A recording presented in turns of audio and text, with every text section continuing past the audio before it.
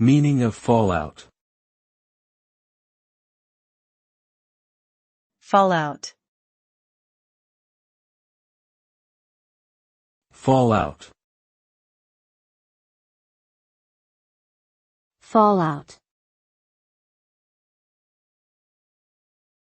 Fallout.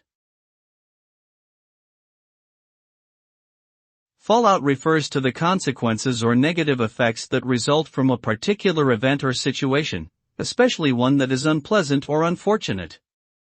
The term originated from the radioactive particles that are released after a nuclear explosion which fall out of the atmosphere and settle on the ground, causing damage and harm. However, the word has since been used more broadly to refer to any undesirable outcome that arises from a particular action or decision. The fallout, in this sense, can be emotional, social, environmental, financial, or physical, depending on the context.